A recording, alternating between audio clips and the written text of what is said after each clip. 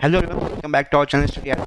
तो आज हम लोग ट्रिग्नोमेट्रिक फंक्शन पार्ट 4 करने वाले हैं। मतलब पार्ट जो लोग स्टार्टिंग से फॉलो कर रहे हैं उनको पता है, हमने पार्ट 1 2 3 यानी कि क्वेश्चन नंबर 19 तक का सोल्यूशन मैंने अपलोड कर दिया है।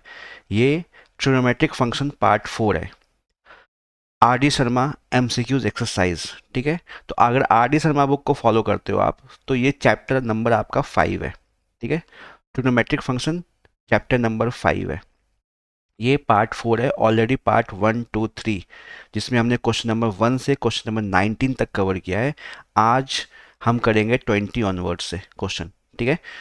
तो सारे क्वेश्चन को फॉलो करना, सारे पार्ट्स को फॉलो करना, ठीक है। ये नहीं कि डायरेक्टली आपने पार्ट 4 देख लिया, डायरेक्टली आपने पार्ट 5 देख लिया, तो ये काम मत करना। और अगर आप खुद से प्रैक्टिस कर रहे हो, अगर आपको कोई क्वेश्चन नंबर 25 में ही डाउट है, 20 में डाउट है, तो ठीक है, आप पार्ट वाइज देख सकते हो। लेकिन आपको सारे क्वेश्चन की प्रैक्टिस करनी है, ठीक है। तो आप स्टार्टिंग से पार्ट 1 देखो, फिर पार्ट 2 देखो, पार्ट 3 देखो, तो आपका वो पैटर्न बन जाएगा सही से। आपको जो मैंने बेसिक चीज़ें बताई होंगी पार्ट 1 में, कुछ पार्ट 2 में, वो सब कुछ साथ ही साथ क्लियर होते जाएगी। क्लियर है? तो सारे पार्ट्स को देखा करो, ठीक है। और अगर किसी पर्टिकुलर क्वेश्चन में ही डाउट है तो ठीक है, उसी पार्ट की वीडियो को देख लिया आपने और आगे बढ़े, टाइम वेस्ट नहीं करना आपको। क्लियर है? तो ये पार्ट 4 है। क्वेश्चन नंबर 20 से स्टार्ट करेंगे। क्वेश्चन नंबर 19 ऑलरेडी अपलोडेड है, ठीक है। 19 तक अपलोडेड है आपका। चलो ठीक है, तो चलते हैं क्वेश्चन नंबर 20 पे। तो 20 आपका कह रहा है कि आपके पास क्वेश्चन नंबर 20 में बोला गया है ए एंगल है जो सेकंड क्वाड्रेंट में लाई करता है, ठीक है। ए एंगल सेकंड क्वाड्रेंट में, मतलब ए की वैल्यू π/2 से पाई के बीच में है, ठीक है। और आपके पास गिवन है 3 tan A + 4 = 0, ये गिवन है। तो आपको 2 cot A - 5 cos A + sin A की वैल्यू निकालनी है, ठीक है। आपको निकालनी है 2 cot A - 5 cos A + sin A की वैल्यू, ठीक है। तो हम tan A की वैल्यू निकाल लेते हैं। यहाँ से पहले हम tan A की वैल्यू निकाल लेते हैं। तो उससे क्या आएगा, जब tan A की वैल्यू निकालोगे आप, तो यहाँ से 3 tan A = -4। तो tan A की वैल्यू आ गई -4/3। तो tan A नेगेटिव आना चाहिए था। क्यों? क्योंकि A सेकंड क्वाड्रेंट में है। सेकंड क्वाड्रेंट में आपका tan नेगेटिव होता है, ठीक है। सेकंड क्वाड्रेंट में cosec और sin पॉजिटिव होगा। तो tan A की वैल्यू आ गई। और tan क्या होता है आपका? आपका होता है p/b। तो इससे आप जब ट्राइंगल बनाओगे, अगेन वही काम करोगे आप, ठीक है। ये आपने एक एंगल ए ये मान लिया, ये p/b है, तो ये आपका 4 हो गया, ये 3 हो गया। तो पाइथागोरस थ्योरम से ये क्या हो जाएगा? ये 5 हो जाएगा, ठीक है। आपको चाहिए cot A cos A sin A की वैल्यू। तो cot A की वैल्यू तो कोई दिक्कत ही नहीं है। cot A तो आपका सीधा, जब cot A निकालोगे, cot A वो tan का उल्टा हो जाएगा, तो वो -3/4 हो जाएगा, ठीक है। अगेन cot नेगेटिव होगा। क्यों? क्योंकि A सेकेंड क्वाड्रेंट में नेगेटिव होगा। देन आपका cos A है, तो cos A की जो वैल्यू है, वो cos A क्या होता है आपका? cos A आपका होता है b/h। तो b यहाँ 3 है, h 5 है, तो ये हो जाएगा 3/5, ठीक है। अब 3/5 का मतलब है a आपका सेकंड क्वाड्रेंट में, तो cos नेगेटिव होगा, तो ये नेगेटिव लगेगा आपका यहाँ पे। देन निकालोगे sin a। sin a होता है, sin a की वैल्यू ये होता है p/h। तो p आपका 4 है, h आपका 5 है, तो ये हो जाएगा 4/5। और ये पॉजिटिव ही रहेगा। पॉजिटिव क्यों रहेगा? सेकंड क्वाड्रेंट में साइन पॉजिटिव होता है। अब इन वैल्यू को आप पुट कर दो, इन वैल्यूज को आप पुट कर दो। तो आपको बोला गया था 2 cot A, यानी कि 2 × cot A -3/4 -5 cos A, तो 5 × -3/5 प्लस sin A आपका 4/5 है, ठीक है। तो ये 2 और 2 यहाँ पे कैंसिल आउट हो जाएगा, तो ये हो जाएगा -3/2। ये 5 और 5 कैंसिल आउट, माइनस और -3 +3, और ये 4/5। तो आप एलसीएम ले लेना। एलसीएम आपका आ जाएगा 10, ये 5 टाइम्स -15, और ये आपका नीचे 1 है, ठीक है। नीचे 1 है तो ये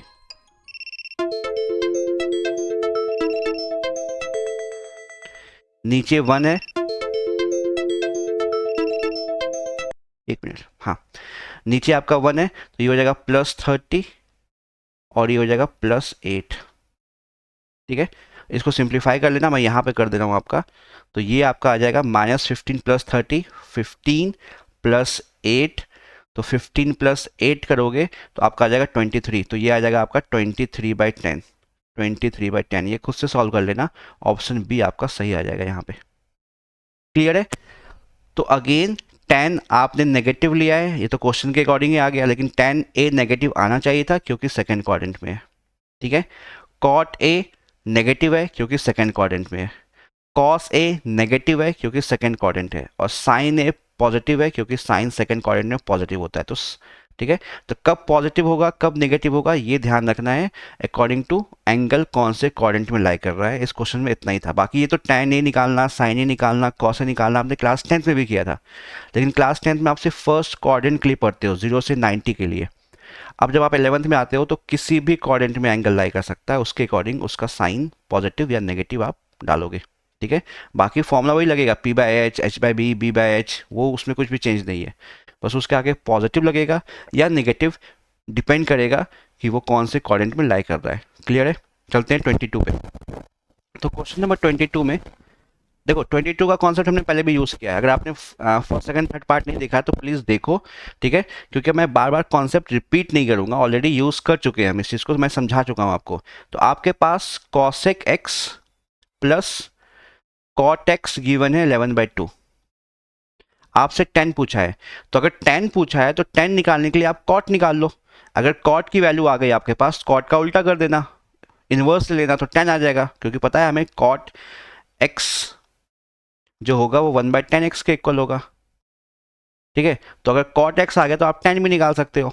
ठीक है, तो हम cot निकाल लेंगे, तो अगर cosec प्लस cot 11/2 है, तो ये मैंने पहले के वीडियोस में इस कॉन्सेप्ट को यूज़ किया है।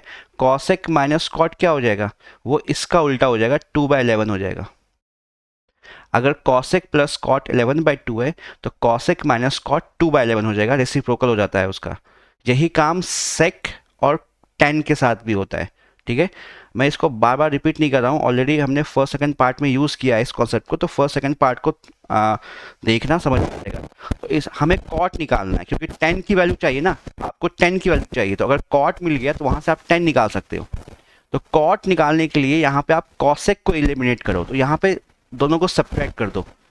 जब सब्ट्रैक्ट करोगे तो नीचे वाले का साइन चेंज होगा, ये प्लस का माइनस हो जाएगा, माइनस का प्लस हो जाएगा, और ये हम सब्ट्रैक्ट कर रहे हैं।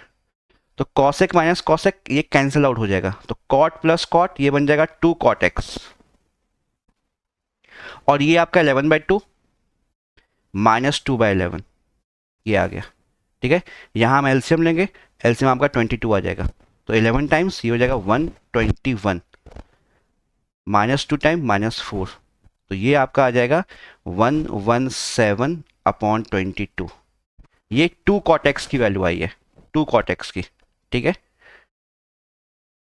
तो यहां से cot x क्या आ जाएगा, cot x आ जाएगा, तो आप इस 2 को नीचे लेके आओ, तो ये आ जाएगा 117/44। ठीक है, अब आपको चाहिए था 10, तो 10 की वैल्यू क्या हो जाएगी, 10 की वैल्यू हो जाएगी इसका रेसिप्रोकल, यानी कि 44/117, तो 44/117 ऑप्शन सी पर करेक्ट है। ठीक है, cosec माइनस cot 2/11 कैसे हुआ मैं पहले भी एक्सप्लेन कर चुका हूँ, फर्स्ट सेकंड थर्ड पार्ट में कहीं ना कहीं हमने यूज़ किया है इस कॉन्सेप्ट को, 2-3 क्वेश्चन में यूज़ किया है। ठीक है, तो ये चीज़ें क्यों होती है मैंने एक्सप्लेन किया है, तो उन पार्ट को फॉलो करो तो ये चीज़ क्लियर हो जाएगी आपकी। चलते हैं नेक्स्ट क्वेश्चन नंबर 23 पे। अगेन कोई भी डाउट हो कहीं भी तो आप कमेंट सेक्शन में लिख सकते हो, मैं ट्राई करूँगा नेक्स्ट पार्ट में उस डाउट को क्लियर करने का। चलो question number 22, again similar type का क्वेश्चन है, तो इस बार 10 और सेक में गिवन है, तो हम इसको ऐसे लिख लेते हैं, sec theta plus ten theta, ये आपको e की पावर x गिवन है। आपसे cos पूछा है, cos थीटा, तो अगेन cos थीटा निकालने के लिए हमें पता है cos थीटा 1/sec थीटा होता है, तो अगर हम sec थीटा निकाल लेंगे तो cos की वैल्यू आ जाएगी डायरेक्टली, तो अभी हम sec निकालेंगे, तो अगर sec प्लस टेन e की पावर x है तो आपका sec theta minus tan theta वो 1/e⁻x होगा। अगर sec+10 e⁻x है तो sec-10 उसका उल्टा हो जाएगा। ठीक है, तो e⁻x को हम e⁻−x भी लिख सकते हैं, एक्सपोनेंट पावर का रूल है। ठीक है, अब क्योंकि आपको यहाँ पे sec निकालना है, 10 नहीं, तो sec निकालना तो आप 10 को एलिमिनेट करोगे, तो इस बार इन दोनों को ऐड कर दो। ऐड करने से क्या होगा, +tan θ -tan θ कैंसिल आउट हो जाएगा आपका। तो ऐड करते हैं तो ये कैंसिल आउट हो गया, तो ये आ गया 2sec θ, और यहाँ आ गया e⁻x प्लस e⁻−x। ठीक है, तो यहाँ से sec θ आपके पास आ जाएगा, sec θ e⁻x प्लस e⁻−x/2।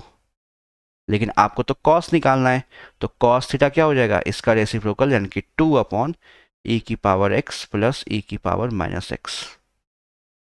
तो ऑप्शन बी पे आप टिक कर सकते हो 22 में। क्लियर है, यहाँ तक क्लियर होगा। चलते हैं नेक्स्ट 23 पे। सिंपल सिंपल सा क्वेश्चन सब है ये। ठीक है, 23। तो 23 में आपके पास अगेन सेम फॉर्मेट पे क्वेश्चन है। आपके पास sec θ प्लस tan θ, सॉरी यहाँ पे x यूज किया तो आप x लिख लेना, चलो x लिख लेते हैं। sec x plus tan x k है, और आपसे cos x की वैल्यू पूछी गई है। ठीक है, cos की पूछी, एग्जैक्टली सेम क्वेश्चन है। पिछले क्वेश्चन में e⁻x था, इस बार k है।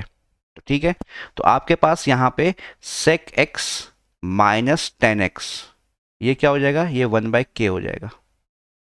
ठीक है, तो पिछले वाले पार्ट में हमने क्या किया था, पिछले वाले पार्ट में हमने 1/e⁻x को e⁻−x लिख दिया था, क्योंकि ऑप्शन में ऐसा ही दिख रहा था, सबकी जगह सब जगह आपको e⁻−x दिख रहा था, इसलिए हमने ये काम किया था।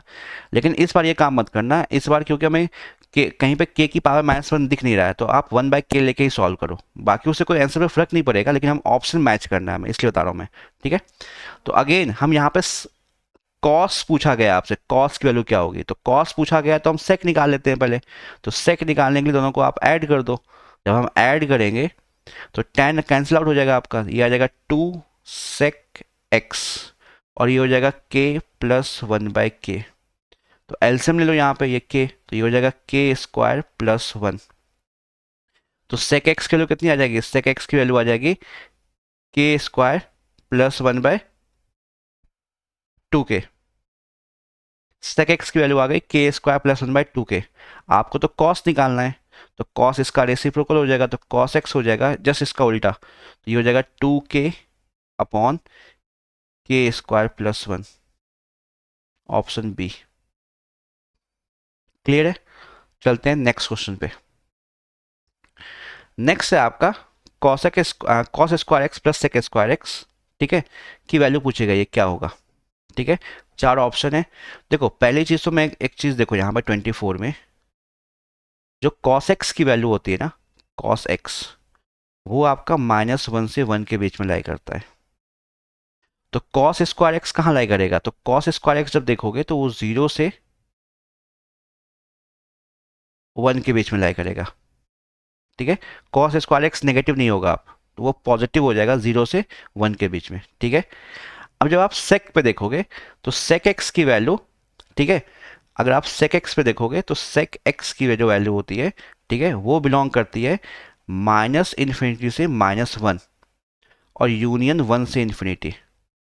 यानी कि sec की वैल्यू या तो -1 से छोटी होती है या 1 से ऊपर होती है। अगर अगेन मैंने लास्ट पार्ट में भी कहा था, आपको बेसिक फॉर्मूलेज, एनसीईआरटी, ग्राफ, ये सब एकदम टिप्स पे होने चाहिए अगर आप किसी भी बुक से एमसीक्यूज लगा रहे हो। एमसीक्यूज का मतलब है आप बेसिक क्वेश्चन कर चुके हो, आपको सारे फॉर्मूलेज याद हैं, सारी आइडेंटिटीज याद है, ग्राफ पे कमांड है, डोमेन रेंज याद हो चुका है फंक्शन का, उसके बाद ही आप एमसीक्यूज अटेम्प्ट किया करो, नहीं तो फिर दिक्कत आएगी आपको। तो sec x की वैल्यू -∞ से -1 यूनियन 1 से इन्फिनिटी होती है। ठीक है, ये रेंज है sec का। तो अगर आप sec स्क्वायर x की बात करोगे, sec स्क्वायर x की बात करोगे तो sec स्क्वायर नेगेटिव नहीं होगा अब, क्योंकि स्क्वायर कर रहे हो, तो वो क्या हो जाएगा, 1 से बड़ी वैल्यू हो जाएगी, तो 1 से इन्फिनिटी हो जाएगी sec स्क्वायर की वैल्यू। ठीक है, या तो 1 होगी या तो 1 से बड़ी वैल्यू हो जाएगी। तो sec स्क्वायर x की वैल्यू, इसको आप ऐसे भी लिख सकते हो, sec स्क्वायर x आपका 1 या 1 से बड़ा होगा, और कॉस स्क्वायर एक्स आपका 0 और 1 के बीच में होगा। ठीक है, अब आपसे पूछा गया है cos square x plus sec square x, इन दोनों को आप डायरेक्टली ऐड नहीं कर सकते क्योंकि यहाँ ग्रेटर देन इक्वल टू 1 है, यहाँ लेस देन इक्वल टू 1 है। ठीक है, डायरेक्टली ऐड नहीं होगा। यहाँ पे आप कॉन्सेप्ट लगा सकते हो, दो टर्म है आपके पास। ठीक है, तो इसमें आप arithmetic mean and geometric mean का कॉन्सेप्ट लगा सकते हो। ठीक है, आपने अभी हो सकता है ना पढ़ा हो, अभी 11th में आप जब AP GP सीक्वेंस सीरीज करोगे तो वहाँ पे पढ़ोगे। ठीक है, तो AM जो होता है वो ग्रेटर देन GM होता है। अब आपको AM GM का कॉन्सेप्ट नहीं पता होगा तो ये बस नोट डाउन कर लेना, कभी जब सीक्वेंस सीरीज पढ़ोगे तो आपको समझ में आ जाएगा। ठीक है, अब मैं आपको कुछ बता रहा हूँ सॉल्व कैसे करना है। पहले आप देखो, यहाँ पे fx की वैल्यू 1 से छोटी तो नहीं हो सकती है क्योंकि सेक स्क्वायर एक्स ही आपका 1 से बड़ा है, और उसमें आप कॉस स्क्वायर एक्स ऐड भी कर रहे हो, तो 1 से तो कुछ बड़ी वैल्यू ही आएगी। अगर मान लो कॉस स्क्वायर एक्स की वैल्यू आप 0 भी ले लो, मिनिमम भी ले लो, तो 1 तो आएगा ही आपका। ठीक है, तो 1 तो आएगा ही। ठीक है, तो 1 से छोटा तो हो ही नहीं सकता, तो ये तो आपका आएगा ही नहीं। ठीक है, F X is equal to 1 हो सकता है अगर कॉस की वैल्यू 0 हो जाए और सेक की वैल्यू एग्जैक्टली 1 हो जाए। ठीक है, सेक एग्जैक्टली 1 हो जाए और कॉस एग्जैक्टली 0 हो जाए, तो ये पॉसिबल है। ठीक है, लेकिन वो सेम थीटा एंगल के लिए। सी ऑप्शन है 2 और 1, यानी कि एफ एक्स गिवन है कि 2 से बड़ा है 1 से छोटा है, ये तो पॉसिबल ही नहीं ना, कोई भी वैल्यू 1 से छोटी और 2 से बड़ी कैसे हो सकती है, पॉसिबल ही नहीं है। ठीक है, और डी ऑप्शन है आपका F X greater than equal to 2, तो या तो बी जाएगा या तो डी जाएगा। देखो, अब एक आप एक एंगल ले लो, मान लो हम ले लेते हैं समथिंग 30 के लिए, हम एक्स को 30 रखते हैं, देखो क्या आएगी वैल्यू, एक्स को 30 रखते हैं तो सेक स्क्वायर 30 निकालते हैं, तो सेक 30 हो जाएगा सॉरी 2/√3। ठीक है, कॉस 30 आपका, अगर कॉस 30 निकालते हो तो ये √3/2 होता है। ठीक है, तो यहाँ पे कॉस स्क्वायर 30 है, तो कॉस स्क्वायर 30 आपका हो जाएगा 3/4। जब आप सेक 30 निकालोगे तो सेक 30 हो जाएगा 2/√3, तो सेक स्क्वायर 30 कितना हो जाएगा 4/3। तो इन दोनों को ऐड करोगे तो आप 3/4, ठीक है 3/4 प्लस 4/3 को ऐड कर रहे हो। ठीक है, मैं एक सेकंड ऊपर थोड़ा सा इरेज कर रहा हूँ, ये आप नोट डाउन कर लेना, ये समझ में आ गया होगा तो। ठीक है, इनको हम ऐड करते हैं, देखो ये ऐसे करते नहीं, बस समझाने के लिए हो क्या रहा है देखो। तो अब आपके पास जब इनको ऐड करोगे 3/4 प्लस 4/3 को, एलसीएम 12 आएगा। ठीक है, तो ये 3 टाइम्स 9, ये 4 टाइम्स 16, तो ये आपका आ जाएगा 25/12। तो आपकी जो वैल्यू है ना 25/12 वो 2 पॉइंट समथिंग आएगी, 2 पॉइंट समथिंग, यानी कि 2 से बड़ी आएगी। ठीक है, तो हमने 30 रख के देखा, आप 60 रख के देख लो, 45 रख के देख लो, तो उस केस में वो वैल्यू जो आएगी वो 2 से बड़ी ही आएगी। ठीक है, तो ये तो मैंने आपको बताया कि आप रैंडमली ऑप्शन वैल्यू रख के देख लियो। ठीक है, इससे ये पता नहीं चलेगा कि हर एक एंगल के लिए ट्रू होगा। तो ये समझाने के लिए बेसिक आप थीटा एंगल रख के चेक कर लो कि यहाँ पे sec square x plus cos square X क्या आ रहा है।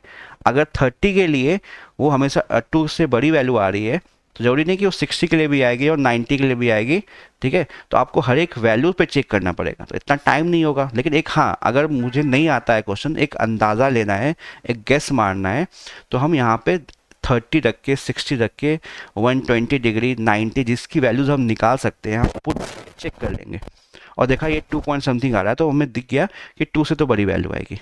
ठीक है, अब मैंने कहा यहाँ जो कॉन्सेप्ट लगता है आपका, वो अगर दो वैल्यूज़ है यहाँ पे उनका सम कर रहे हो तो आप AM GM का कॉन्सेप्ट लगा सकते हो। तो ये मैंने बता दिया आपको समझाने के लिए।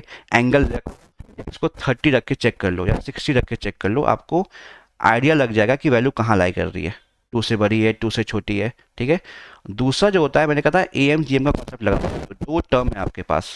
ठीक है, अगर आपके पास दो टर्म है A और B, ठीक है, तो इनका जो अर्थमेटिक मीन होता है A प्लस B/2, वो हमेशा ज्योमेट्रिक मीन से बड़ी वैल्यू होगी।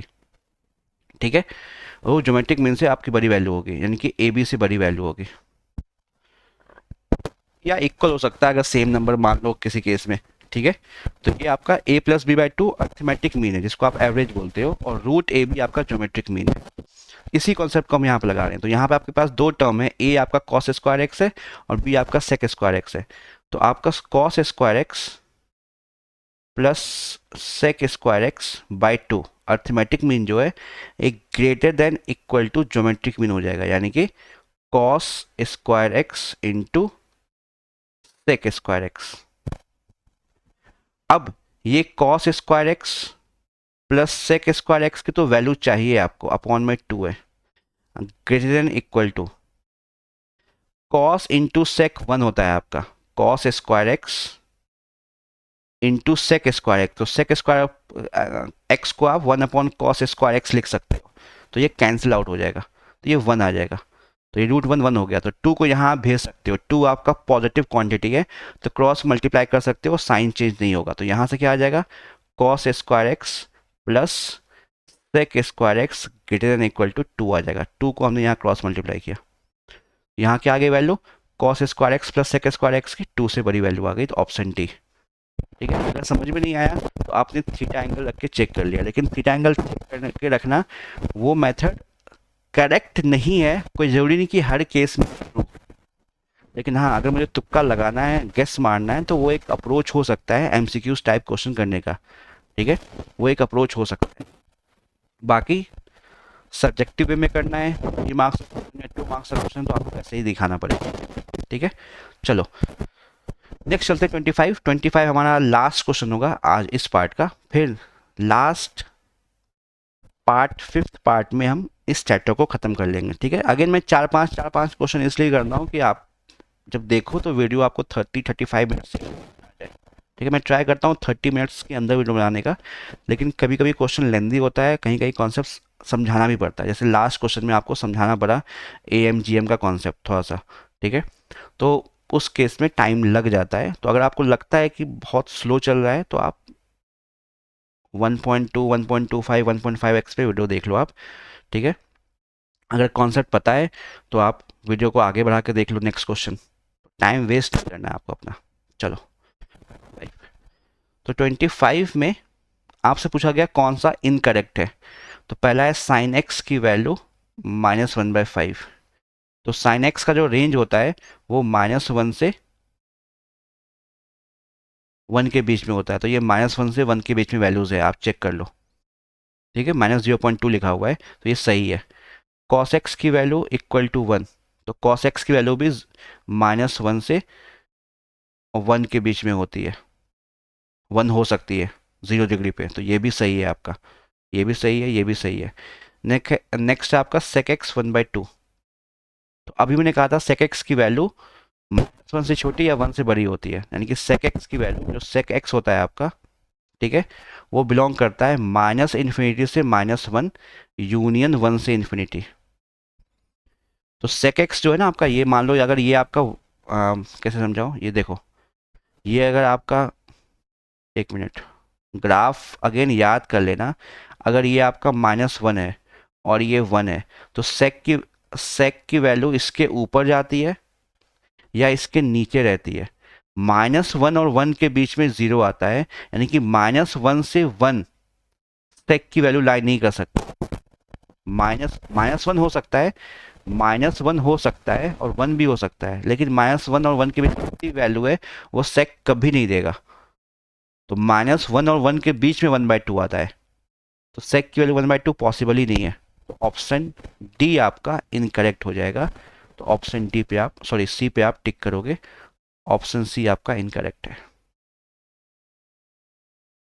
वेट, ऑप्शन सी क्लियर है।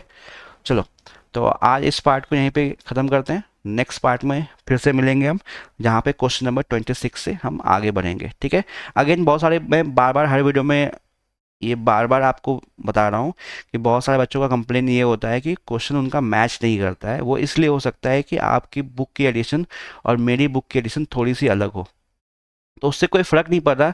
लगभग मोर देन 99% क्वेश्चन सेम है आपके। अगर पुरानी एडिशन है, नई एडिशन है, तो सारे क्वेश्चन ऑलमोस्ट सेम है। नई एडिशन में कुछ एक आध क्वेश्चन लास्ट में ऐड कर दिए गए हैं और बाकी क्वेश्चन को रिसफल कर दिया गया है, थोड़ा बहुत, ज़्यादा नहीं, थोड़ा बहुत। तो अगर आप सब सारे पार्ट्स को देखोगे तो आपको का जो भी डाउट है, हो सकता है आपका डाउट क्वेश्चन नंबर 20 हो, जब मैं वीडियो बना रहा हूँ वो क्वेश्चन नंबर 25 पे हो या 22 पे हो, ऐसा हो सकता है। ठीक है, क्वेश्चन को थोड़ा सा ऊपर नीचे कर दिया गया है और हर एक चैप्टर में ऑलमोस्ट लास्ट के 2-3 क्वेश्चन ऐड कर दिए गए हैं पुराने एडिशन के कंपेयर में, बस और कुछ चेंज नहीं है। तो आप सारे वीडियोस को देख लिया करो, यहाँ से प्रैक्टिस कर लो, एक ही बात है। क्लियर है? जल्दी मिलेंगे नेक्स्ट वीडियो में, तब तक के लिए गुड बाय, टेक केयर।